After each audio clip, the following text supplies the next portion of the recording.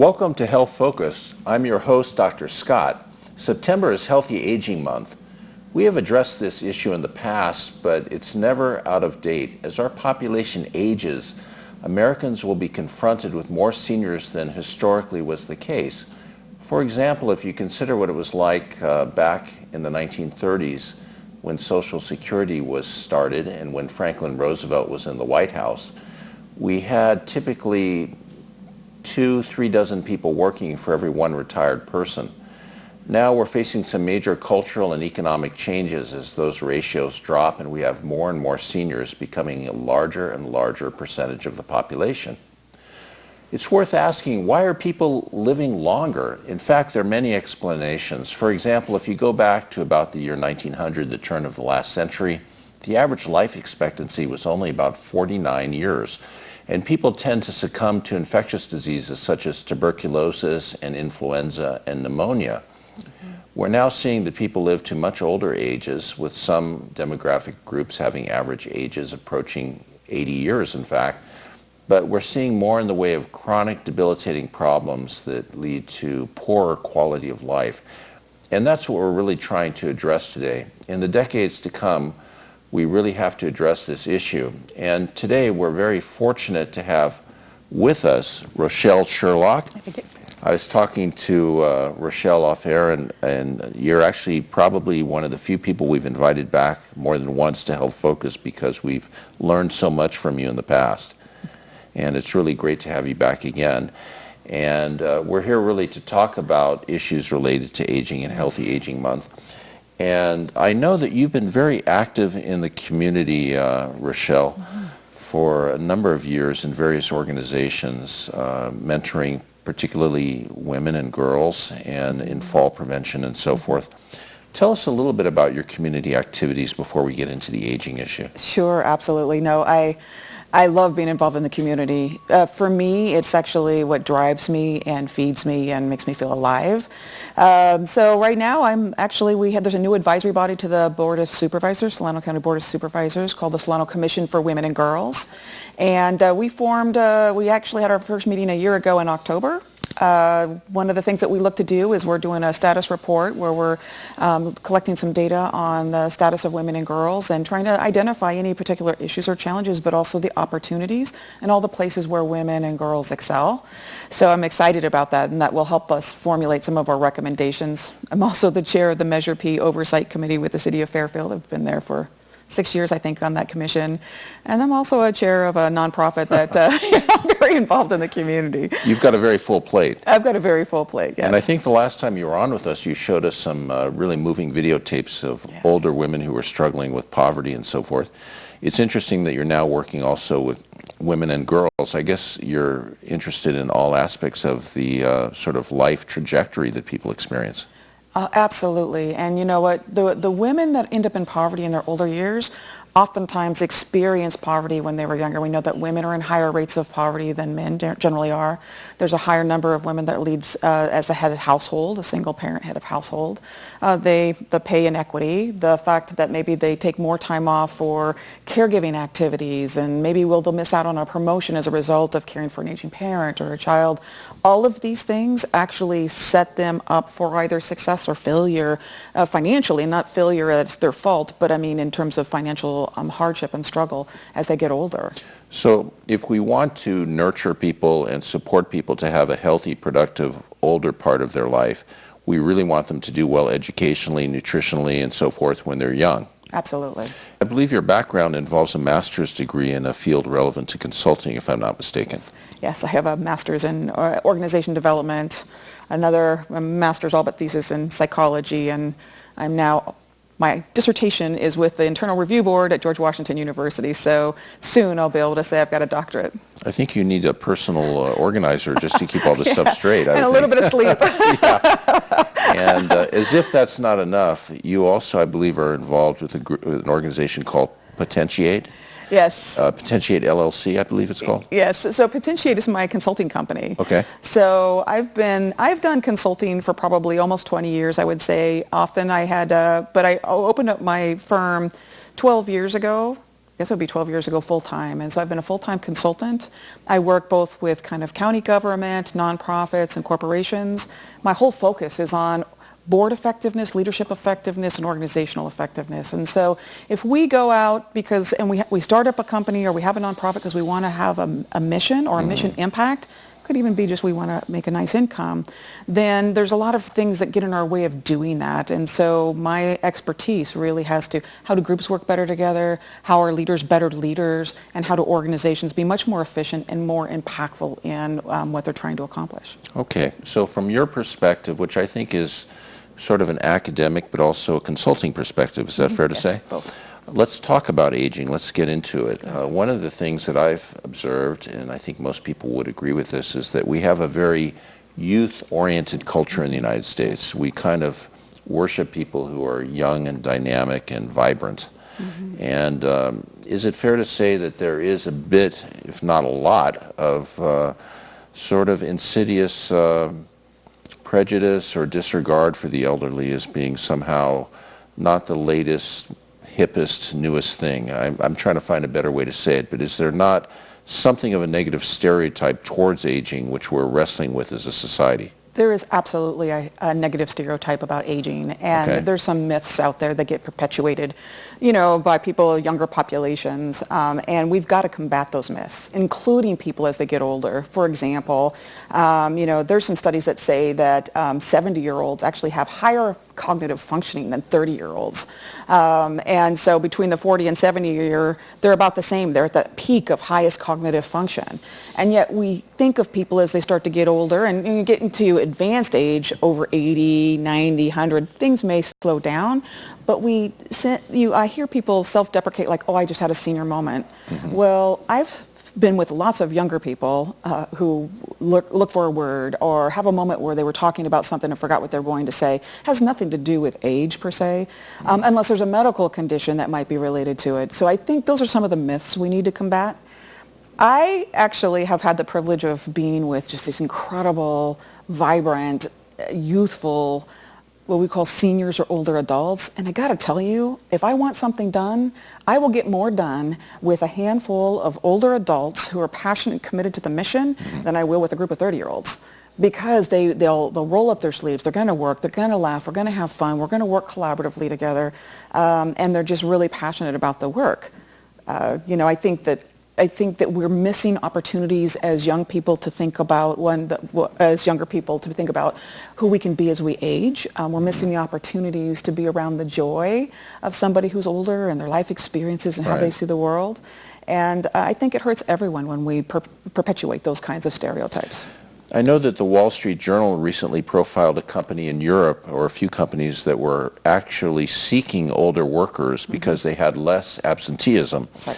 And as we look at these issues of the so-called demographic tidal wave of the baby boomers retiring, obviously if older people can remain in the workforce, engaged and active, that makes a huge difference.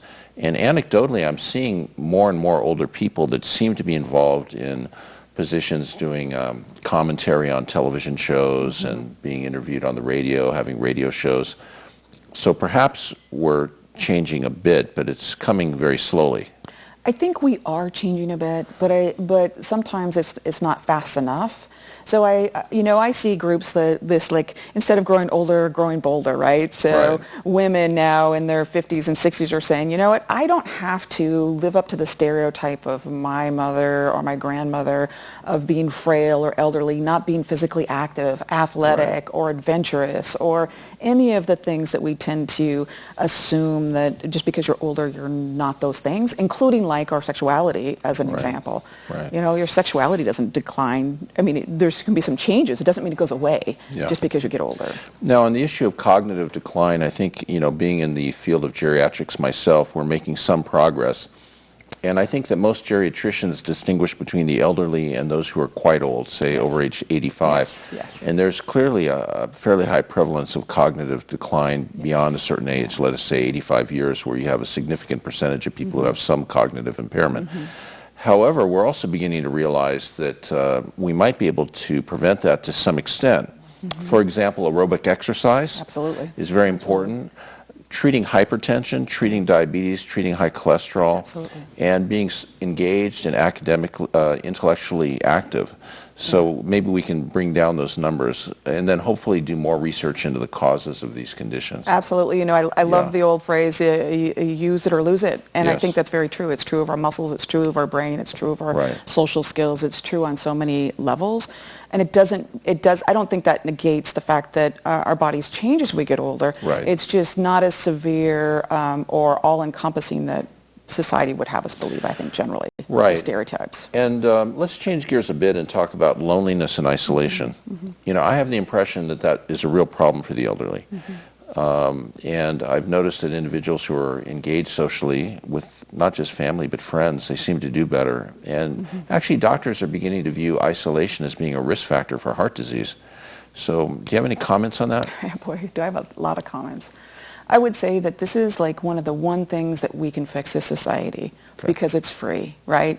It's free to talk to our neighbor. It's free to spend time playing a game with somebody. It's free to check in on somebody or spend time. You know, I took a friend of mine, she's just turned 80 actually, and she's in a skilled nursing facility for health issues. And I took her out to dinner, and there was this kind of blues jazz singer, and she just became alive, and she loved it. And I think that it's such a free thing, but we know that isolation and loneliness actually leads to higher rates of morbidity and mortality. Right? So higher death rates, higher illness rates.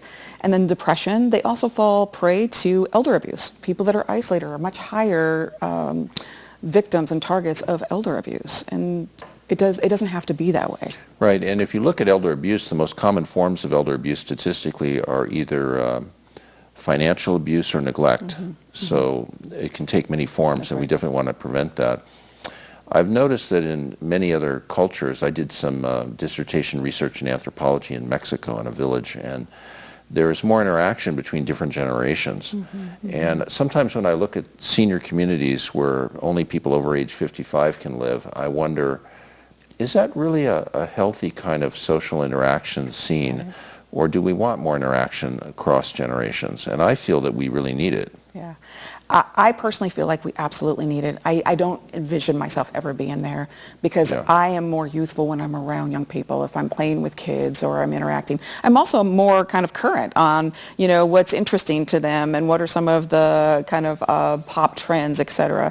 I think sometimes people choose those communities because they're looking for a place where they're not going to be judged, right? Where they can find peers, where they can have activities, social activities, and it really helps reduce some of the loneliness and isolation people feel.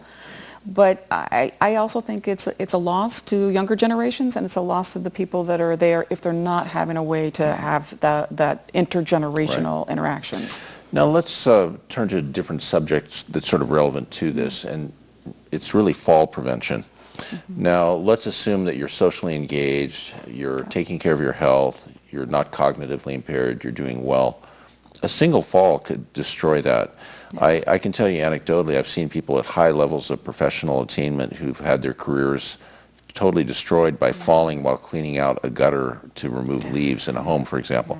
And I understand fall prevention is an area that you've been very involved with as a consultant. So let's talk about, first of all, how important are falls in Solano County and in the country as a cause of morbidity and mortality? Yeah, so you have some data, I believe. I absolutely have some data, and one of the things that just to start off with is that they say that 1 in 4 seniors are going to fall every year. And so that's a high number, 25%. But just looking at California, and I just pulled some recent data. So California, there were 2,441 seniors that died as a result of falls in 2017 in California. And in Solano County, that was 35 people died.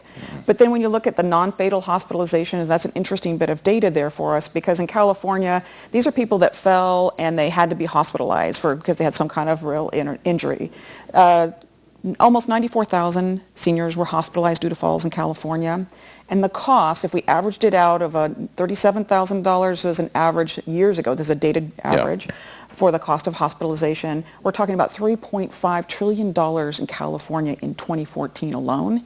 Solano County, we had 902 hospitalizations, and that's $3.3 million. That $3.3 million could help fund older adult centers because we're trying to move away from senior centers. It could fund so many things. And we're not even talking about people that go to the emergency room and and then get released. Right. So, that's almost 4,700 in Solano County the same year, the hospitalizations. Right. So it's an astronomical issue. It's a public health issue, and it's one of the most preventable things that we can do. It's an economic issue. It's absolutely an economic issue. And it crosses quality of life specialties. issue. Yeah, and we're talking about healthy aging, but we've talked about head trauma in a previous show with Dr. Nick Capozzoli, and this came up. Yeah. And as a neurologist, he expressed the exact same point of view. We're kind of revisiting this issue, but I think it's worth it because, in fact, it is so important.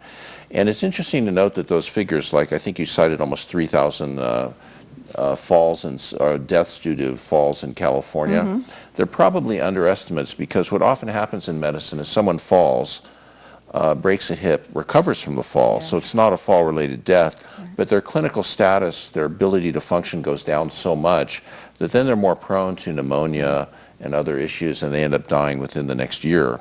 The death certificate might not even mention the fall, but the fall plays a role. It sure does. It kind of sets a chain in motion.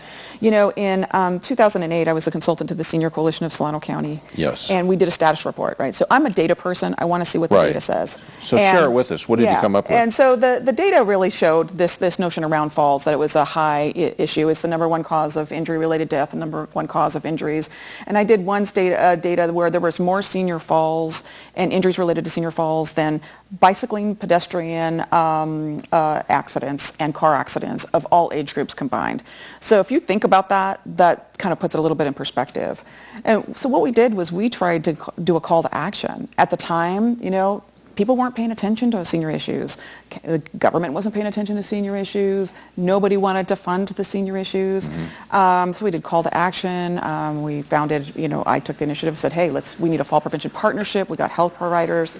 Right. And finally, it took several years of just kind of constantly bringing the data before people, bringing the story before people. We finally were able to secure some funding. And, I think when I look back, it's one of the things that I'm the most proud of because we have fall prevention programs in Solano County because of our persistence and just kind of focus on trying to drive that funding and raise the awareness so that people could get behind it. So are these educational outreach efforts? Educational outreach efforts, it's things like, making sure there's a matter of balance. There's certain evidence-based fall prevention programs, but it's encouraging people also to just get out and be active, encourage them to have, monitor what they eat, engaging in social activities. A lot of those things will help prevent falls. Yeah, as a physician, some of the things that I look at are overall prevention of frailty. So there are studies now that show that weightlifting in older people can build up large muscle groups and improve balance. We want to avoid prescribing medicines that sedate people if we possibly can. Environmental interventions, good lighting, good footwear, avoiding these slippery throw rugs that slide out, all these things. And showers are a big one. Shower mats, railings, these are all very important. So thank you for highlighting that. That's critical for healthy aging. I couldn't agree more. Can I add one thing real quick? Certainly. And that's related to the medication management. Yes. I think what happens is we have to be really good advocates for our own health care, and knowledge is power. And to that end, when people are prescribed multiple medications from different doctors for different health issues, those medications can interact. And it's really critical that they have somebody that's taken a look at those interactions because sometimes falls occur as a result of those interactions. Absolutely. Or drugs that you said that are more sedative might affect your balance. And there is a story of a woman who was in a wheelchair and just had a devastating life, was falling all the time. And her husband finally advocated, and the doctors all came together. They sat down, they looked at her medications. They eliminated some. They reduced others. And within 48 hours, she was out of that chair. And over the course of some time and managing and strength building, that kind of stuff, she actually went back dancing with him. So we're talking about really transforming people's lives if they're really paying attention and advocating for themselves and addressing some of these issues. I couldn't agree more. I was just working with a woman with severe back pain yesterday. I won't obviously identify the person. And we were talking about trying to improve functional level through exercise, through rehabilitation, rather than just through sedating and pain-killing medicine. And I've always felt that's a better approach, recognizing that there are obviously cases where people really do need analgesics and sedatives, but we want to avoid it if we possibly can. And we're recognizing that the pendulum is swinging back against overprescription of narcotics, particularly in light of the narcotics epidemic we're going through, in which we really lose almost as many people as we lost in the Vietnam War every year to narcotic overdoses, and many of them are as a result of prescriptions from physicians. So even well-intentioned physicians may have been somewhat misguided in terms of overprescribing, and I think we're starting to correct that as a profession. Hopefully we'll do better. You know, there's so much to talk about in healthy aging, but we always run out of time. I'd like to sort of begin to move towards some concluding observations and comments. Do you work with friends and families of individuals who are getting older, and what do you advise them in terms of a more successful approach to growing old? Yeah, I don't so much anymore, but what I do is I work with organizations that provide services, so ombudsman, Meals on Wheels, senior centers, etc. And then I'm, of course, actively involved in the community. For me, get engaged, get involved. I think several hundred years ago, we probably had more of a community where there's more things and reasons for you to both socially interact, but also be physically active. And we've lost a lot of those in modern society. But a lot of the older adult recreation centers or senior centers, like Florence Douglass Senior Center in Vallejo, for example, they are doing so many wonderful activities that people are going in there and they're talking about. Just recently, I was told, I went in there because I was lonely. I lost my husband, and now I've got other people that are there with me, and we have fun and we celebrate birthdays together. Someone else said, hey, the center saved my life, right? These jazzercise or silver sneakers or these classes that I'm getting involved in saved my life, saved my quality of life. And so for me, it's like find a place to get plugged in that's meaningful for you. And, if you're a family member, you're concerned about them, take your loved ones or your friends for walks or out. And, like my friend that I was telling you about, she's dancing in her chair to the, the blues singer, and it was wonderful, and she was moving and happy, and I think that, that'll go a long ways. Yeah, I go to a fitness center in Fairfield where there's a silver sneakers class, and I've observed it, and, it seems to me that it's good on many levels.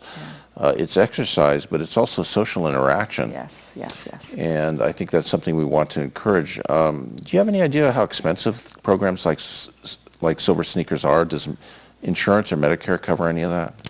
I don't really know. Actually, so as my understanding, Medicare will cover things like silver sneakers, and there's another program. It might be Silver and Fit, I think maybe the other one. So that you can actually get some coverage of some of those evidence-based programs. If you think about it, it saves in our healthcare, national healthcare debt and expenses over time if we engage in those activities. And for those who don't know what we're talking about, these are classes in a fitness center in which you usually bring in a chair and some light weights, and you do some stretching, squatting, bending, lifting. But it's not geared towards individuals who are really young and trying to achieve, a level of competitive fitness for sports. It's really more for older people. Yeah, but I'm gonna tell you something. Yeah. And this is the place coming back to the stereotypes that we talked about before. So when we were first doing this fall stuff, and I went and interviewed some individuals who were really active and physically fit. I remember there's this woman. She was 93 years old. And she did all this weightlifting, et cetera. And she goes, oh, you know what? I've got really strong calves. And I said, you got strong calves? And she's like, yeah. And she sticks her leg out there and wants me to squeeze that calf. And I'm like, okay, well, do I squeeze the calf of this 93-year-old? And it was a rock. So, she would have done, put me to shame in any exercise class. I would have been struggling to keep up with her. And we have to realize that when we really invest in our health and our strength training and our, I think our cardiovascular health, that, it does a lot to keeping us youthful. It doesn't dial back the birthday clock, but it does help keep us youthful. And mental engagement and artistic engagement. I have a good friend who's a professional musician who's in his 90s. And he is really sharp and involved because he interacts with young musicians. He's actively involved in the community.